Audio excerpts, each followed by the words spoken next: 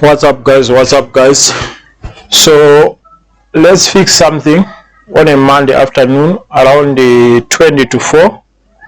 We have something to fix. Let me take the device. That's a TV.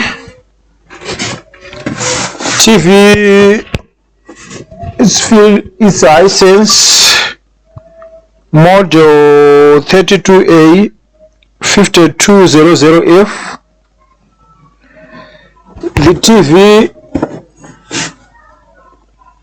was booked in. It's coming on and goes off. Let's see exactly what this TV is doing. Plugged. Let's wait by light. You can see here we have the red light, and next to the standby light we have the switch. Let's turn on the TV. On, you can see the Hisense HDMI 2. No signal sign. Pay attention to the standby light.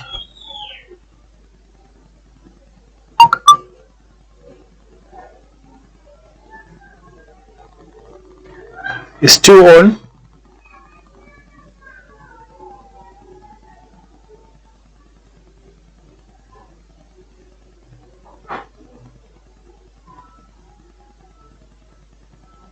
And the TV goes off. You see? That's the problem with this TV. Few seconds after turning on, the TV is going on standby again. So let's power on the TV again.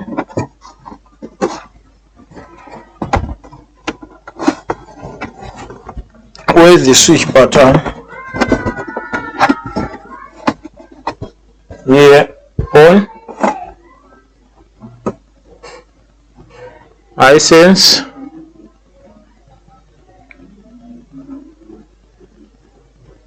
It's like less than a minute, the TV will shut down by itself again. So that's the problem here.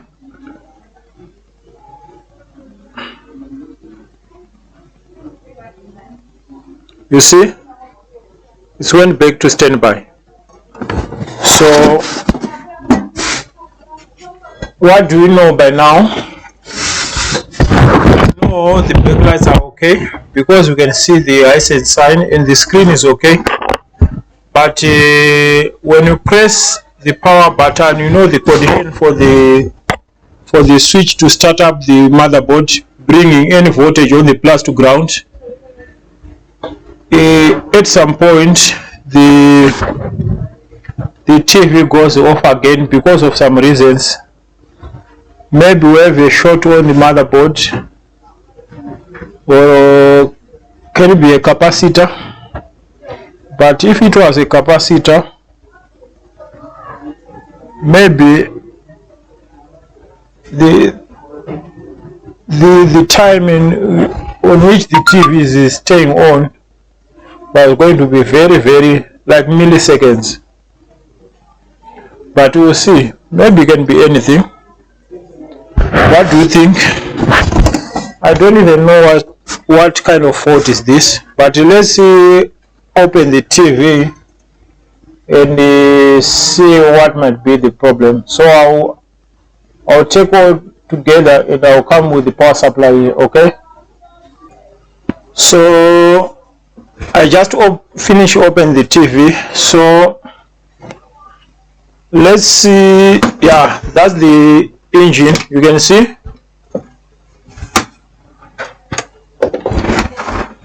I can't fit it on my desk because usually I'm fixing phones and laptops there. The size of TV is big. So by just inspecting,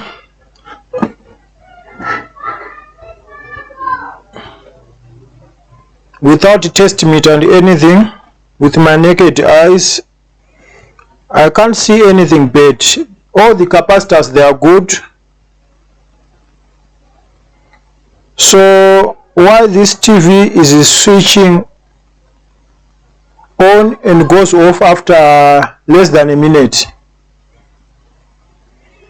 that's not supposed to happen. So what I will do, I'll plug in the charger. I've unplugged the AC adapter. Let's check some things. Obvious on the secondary side, because the TV is turning on. Diode is good. We do have some Scotch diodes here,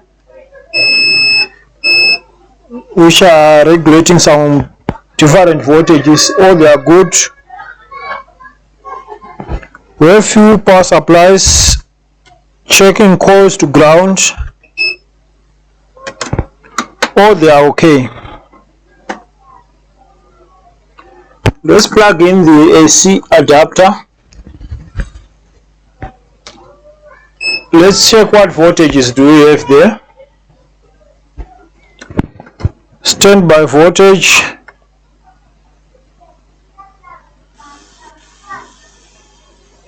You can see on the screen 5.17. Our 5 volts power rail is present. What about 12 volts? 12.66 is okay. 3.6, we have the main chip on the last pin of the BIOS chip. 3.27. Okay. So what I want to do, there's something which I don't like, which I just noticed on this TV. I'll show you after.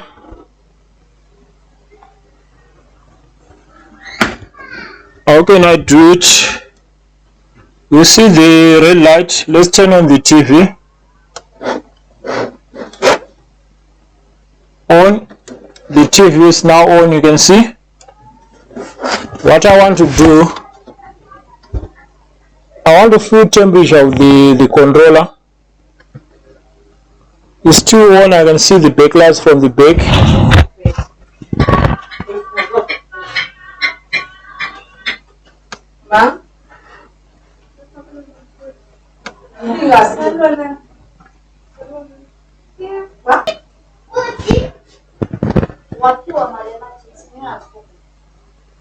So let's check something together here. You see that the front panel of the back, the engine of the TV, and we do have a chip here, that the controller. Look the size of the heatsink. So let's continue now. What I was saying, you see the size of controller does not match with this heatsink. You see the size of heatsink. So I do believe the heatsink is very small to support to spread out the heat from the chip. So at some point the chip is getting very hot, and at that moment the TV will shut down by itself. So how we can fix this? That's the issue. Let me check out the board and we'll try to do something together. Yeah, let's continue now with our repair. So I took out the motherboard for the Hisense TV. You can see it's plugged in on it. The AC adapter is plugged in. You can see the standby light, and here we do have a switch. Let's turn on the TV. The light goes off, meaning to say our TV is now on. And this chip is getting very hot. It seems as if everyone is making rubbish these days. You see, look how these manufacturers they are designing these boards. How can you put such a small heatsink on top of a big chip? That's being covered. Obviously the chip will get hot, and the heatsink is not, I don't think even it's taking out the heat from the chip. That's being covered. Why? Because they want, at the end of the day, the TV will die again. Obviously when this chip died, everything is gone. We have to look for another TV. But that's pretty bad. I didn't know that Hisense is also doing such kind of fake things. So that is my problem, definitely, because the heatsink doesn't tally with the size of the chip. And this chip is getting hot. At some point the TV will cut down the power, because the temperature will be too much for the chip to work normally. Okay, yeah, it's pretty bad. That's what our manufacturers they are doing nowadays. Everyone is trying to design as cheap device as they can, so that after buying it will last 2-3 months, and you have to buy another one again. It's totally different from old electronics where they used to do proper things. So my question is, how are we going to fix this? You can see it's now off again.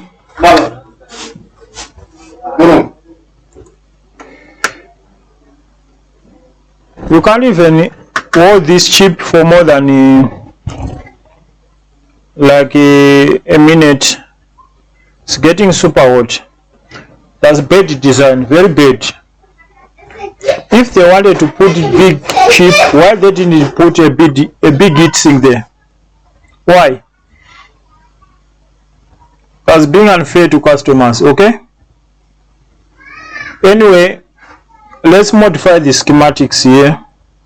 Let's see how we can do to suppress the heat which is coming out of the chip. So maybe we can modify things, maybe. Okay, so do you believe we can do something here to ensure that this TV won't turn on again, off again? So I found a bigger heatsink here. That's my heatsink. Let's clean the surface of the heatsink, which I took from other boards for space.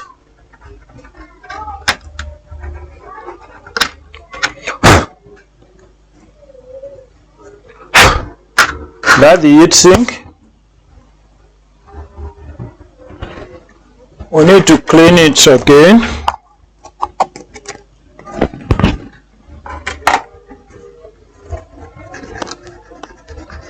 Let's clean the heatsink. I'll show you what we are supposed to do in this case. Because if the TV is turning on, it means our controller is too good. But because of a smaller heatsink there, at some point is cutting down the power because of excessive heat. That's the case here. So let's take this heat sink. Let's take out that heat sink because it's not even helpful here.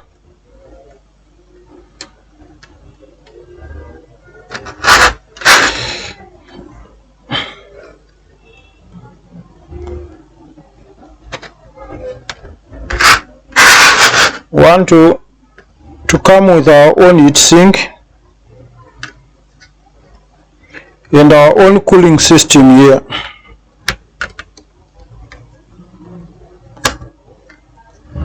That the heat sink is out. All what you have to do is to be careful that you won't damage the chip. That's all what you have to do here.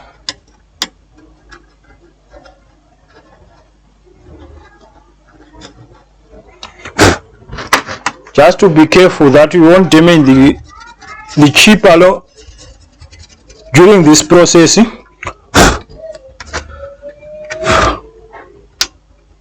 You can see the difference.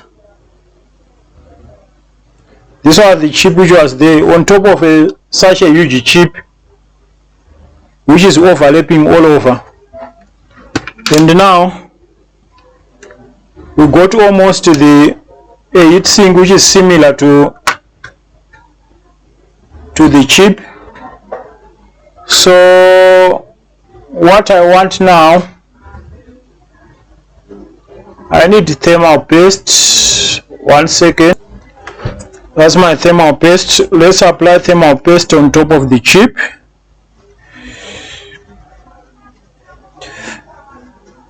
Just to transfer the heat out of the chip to the heat sink. And let's come with our chip here.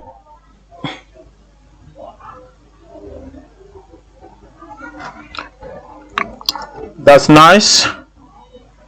So since the chip will be getting hot, we can't use hot glue here. So we use epoxy instead to ensure that the heat sink won't move here. So let's use epoxy.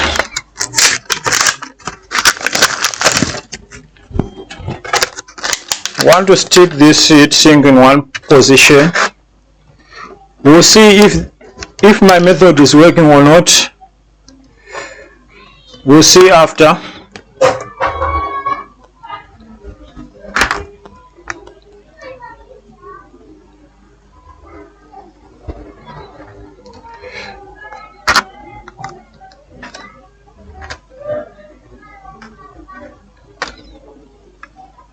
Because I don't think they really want a longer span from such kind of TVs. If they are doing such kind of things, I don't think so. So let's put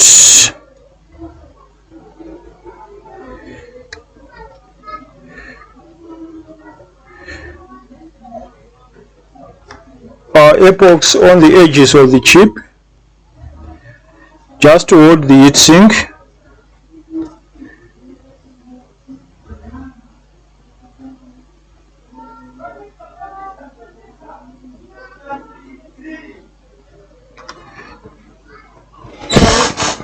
That's all what you have to do. But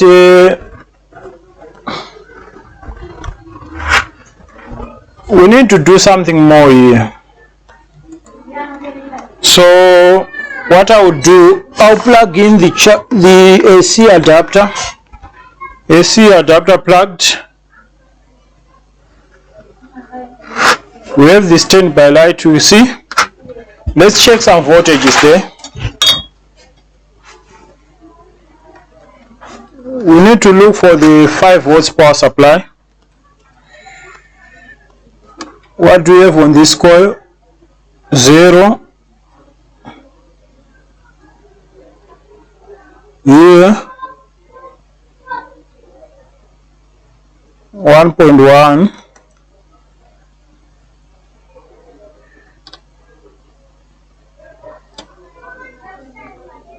zero,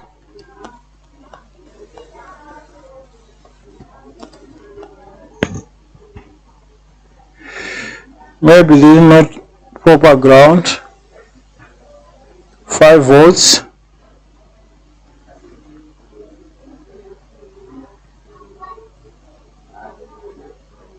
1.3.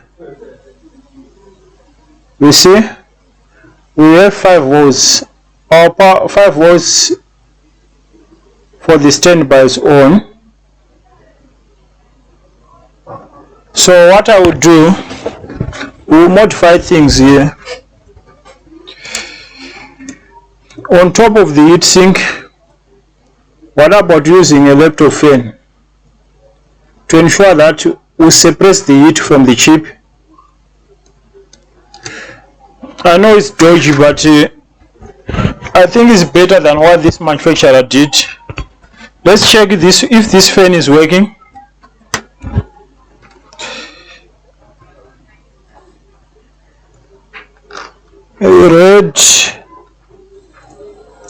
Red plus and blue, that's the minus.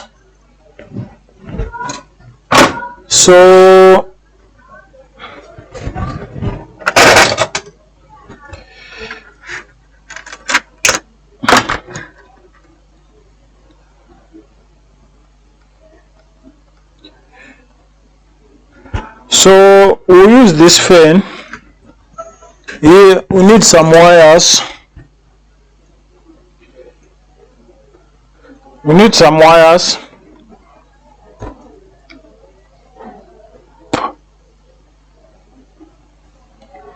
Where to take ground from?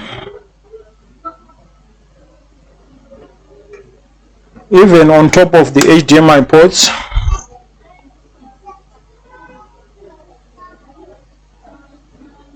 Let's modify things here.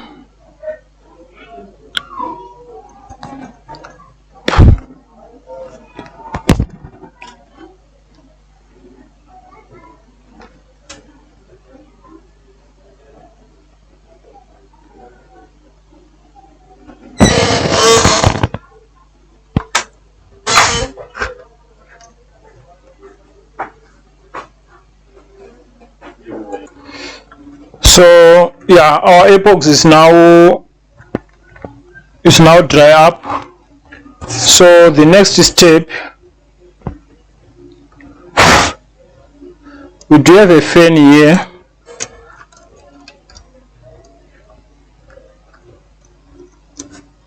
Which I shall connect straight on top of the chip, on top of the heatsink. It will work together with the heatsink to cool down the chip. I think that's better. That's a better modification.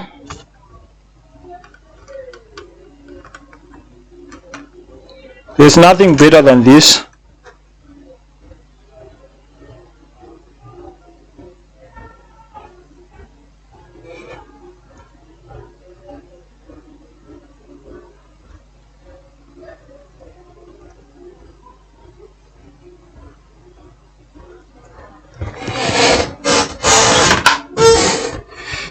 Let's connect the plus to the 5 volts power rail and the minus to ground. That's all what we have to do.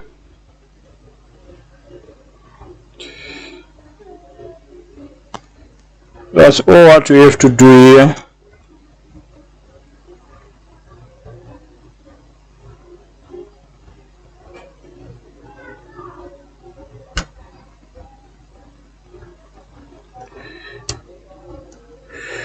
We'll check together the TV after.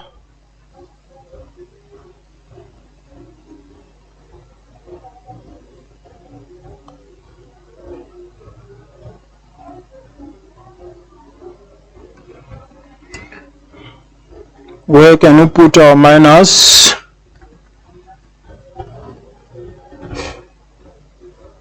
Even on top of the HDMI. So minus, nothing can go wrong.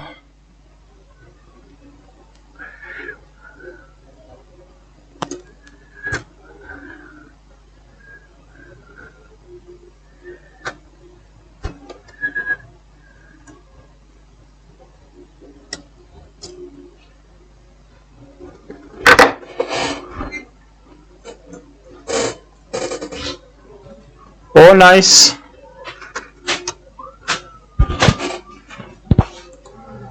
Let's continue with our repair. So what I did, I put the fan here, but mistakenly I vice versa positive and negative, and I'm sure this fan is no longer good. Let's test together. You can see the power supply set on 5 volts. Let's see if this fan is still spinning. No.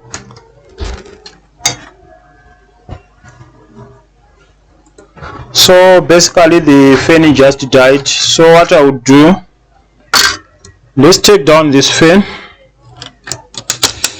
That's not a big deal because we have many fans here.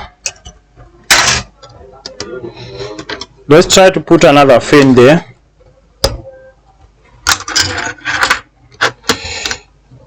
That's not a problem. We do have another fan here.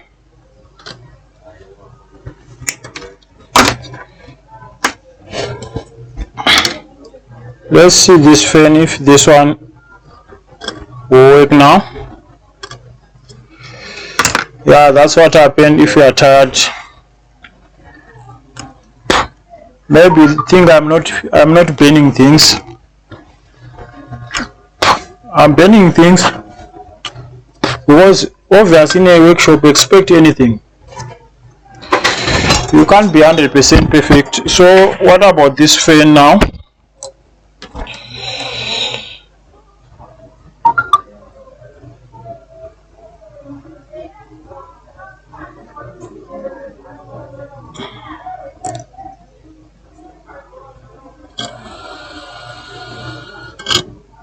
It's working fine. So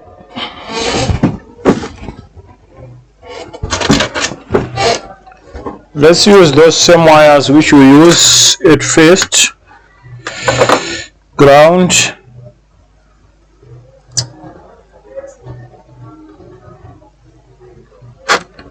plus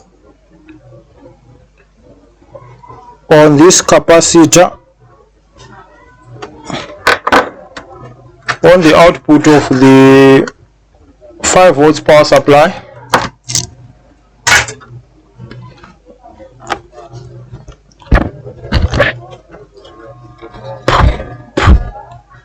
So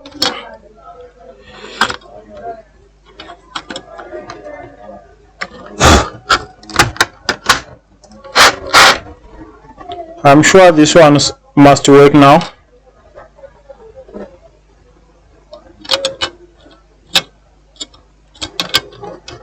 What I'm trying to do is to do something better than what the manufacturer did here. So that's the issue, that's the story here. I know it's the Dodgy, but if the manufacturer failed to put a normal heatsink there, there's nothing I can do even myself.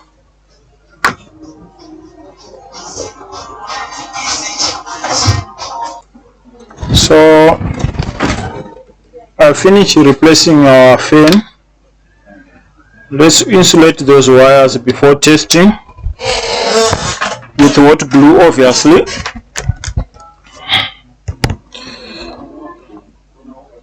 Let's insulate those wires.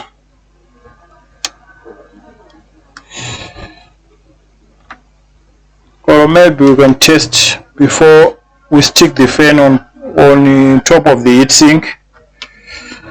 Let's plug in the charger, the AC adapter, sorry. So the fan has to spin because I connected to standby 5 volts even if the TV is off, which is it. You see, our fan is working. So all what you have to do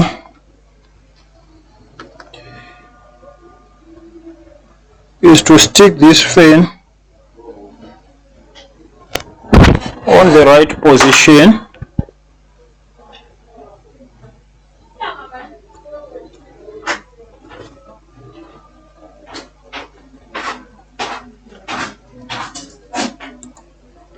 So we finish putting our fan. What we did here, we took out this small heatsink, we put a big heatsink, and on top we modify the schematics from the manufacturer and connect a 5 volts fan on top of the heatsink to cool down the chip. In that way the chip will last longer, and we must have a working TV again. Okay, so I'll first have to test if the fan is working. You can hear the sound of the fan. So our fan is spinning nicely. So all what I will do, I'll put all together and we'll test again if the TV is turning off after a few seconds, like what it was doing before. Okay, so give me a few minutes to assemble the TV together and we'll come back for testing. Yeah, just to put all together. You see, that's the engine. I didn't put the back cover because we want to test there to see if this TV will turn off again after a few seconds like before. So TV plugged, the fan is spinning because we connected it to 25 volts standby. Let's turn on the TV. It's now on.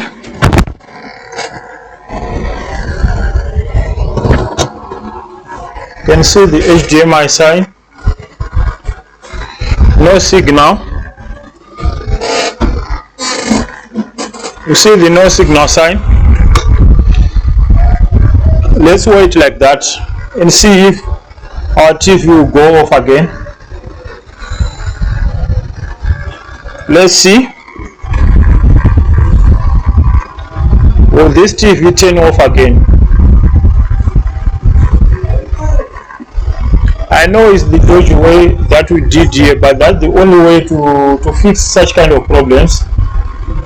And you can easily go wrong thinking that is maybe some partial shorted backlights or things like that, but that wasn't the case here.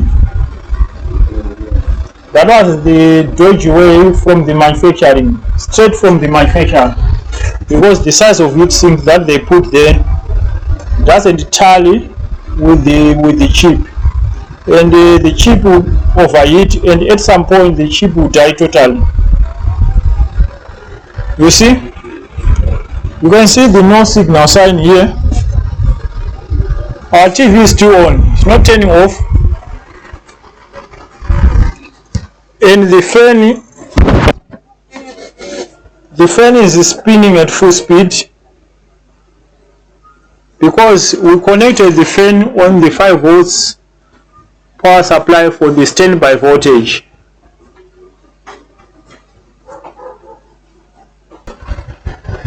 So that's the thing. It's now more than 2 minutes and the TV is still on. So let's consider this job fixed. So what I will do, I'll stop this video now, and like, subscribe, don't forget to turn on the notification bell for future updates. See you on the next repair. Yeah, I know people, they will say a lot about this, but that's the only way to modify things. And our TV is now working fine. It's not turning on like few seconds. after turning it on. So I'll show you more tricks in the future. See you on the next one. Bye.